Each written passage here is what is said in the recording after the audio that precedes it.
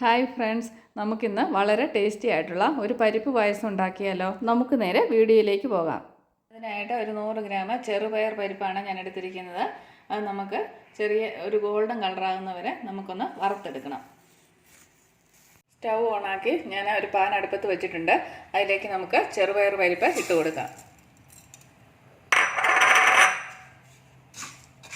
ഇളക്കിക്കൊണ്ടിരിക്കാം. പരിപ്പിന് ചെറിയൊരു ഗോൾഡൻ കളറായിട്ടുണ്ട്.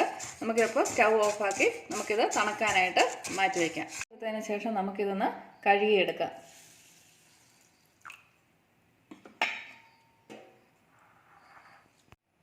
കഴുകി വെച്ച പരിപ്പ് നമുക്കൊരു കുക്കറിലേക്ക് ഇട്ട് കൊടുക്കാം. ഒരു തേങ്ങയുടെ പാല് ഞാൻ എടുത്ത് വെച്ചിട്ടുണ്ട്. 1-ാം പാലെടുത്ത് മാറ്റി വെച്ചിട്ടുണ്ട്. 2-ാം പാലെടുത്ത് ഒഴിച്ചു കൊടുത്ത് നമുക്കിത് വേവിച്ചെടുക്കാം. പരിപ്പ് കുക്കറിൽ വേകാൻ വെച്ചിട്ടുണ്ട്. ഒരു 5-6 ബെല്ല് അടിക്കണം. ഇനി ഒരു പാൻ അടുപ്പത്ത് വെച്ച് നമുക്ക് 1 സ്പൂണ് നെയ്യ് ഒഴിച്ചു കൊടുക്കാം. നെയ്യ് ചൂടായി വന്നിട്ടുണ്ട്. നമുക്കതിലേക്ക് തേങ്ങ ചെറുതായിട്ട് അരിഞ്ഞത് ഇട്ട് കൊടുക്കാം. വറുത്തെടുക്കാം.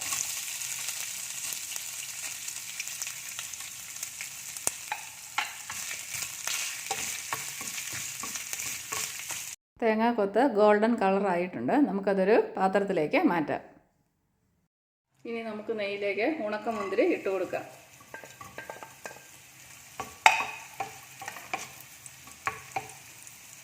ഉണക്കമുന്തിരി വറുത്ത് വന്നിട്ടുണ്ട്. നമുക്കിതൊരു പാത്രത്തിലേക്ക് മാറ്റാം.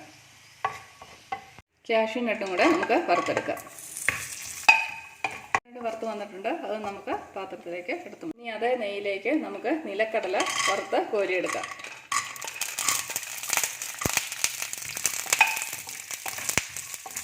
നിലക്കടല ഗോൾഡൻ കളറായിട്ടുണ്ട്. നമുക്കതൊരു പാത്രത്തിലേക്ക് മാറ്റാം. പരിപ്പ് നല്ലോണം വെന്ത് വന്നിട്ടുണ്ട്. കുക്കറിലൊരു 5 വിസിലടിച്ചിട്ടുണ്ട്. നമുക്കിനി ബാക്കി കാര്യങ്ങൾ നോക്കാം. സ്റ്റൗ ഓണാക്കി വേവിച്ച് വെച്ച പരിപ്പ് ഞാൻ എടുത്ത് വെച്ചിട്ടുണ്ട്. നമുക്കതിലേക്ക് ഞാൻ ശർക്കരപ്പാനി എടുത്ത് വെച്ചിട്ടുണ്ടായിരുന്നു. അത് കുറച്ച് ഒഴിച്ചു കൊടുക്കാം. നല്ലോണം ഇളക്കി കൊടുക്കാം. അതുപോലെ ചൂടായി വന്നിട്ടുണ്ട്. നമുക്കിതിലേക്ക് തേങ്ങയുടെ 1-ാം പാല് ചേർത്ത് കൊടുക്കാം.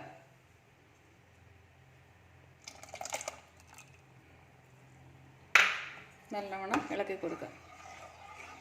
ഇനി നമുക്ക് വറുത്ത് വെച്ച നട്ട്സ് ഇതിലേക്ക് ഇട്ട് കൊടുക്കാം. ഒരു നുള്ള് ഉപ്പിട്ട് കൊടുക്കാം. അധികം ഉപ്പിടരുത്. ഇനി നമുക്ക് ഏലക്കാപ്പൊടി ഇട്ട് കൊടുക്കാം. അങ്ങനെ നമ്മുടെ പായസം റെഡിയായി. സ്റ്റൗ നമുക്ക് ഓഫാക്കാം. അങ്ങനെ നമ്മുടെ പരിപ്പ് പായസം റെഡിയായി. നല്ല ടേസ്റ്റിയാണ്. എല്ലാവരും ഇതൊന്ന് ട്രൈ ചെയ്ത് നോക്കണേ.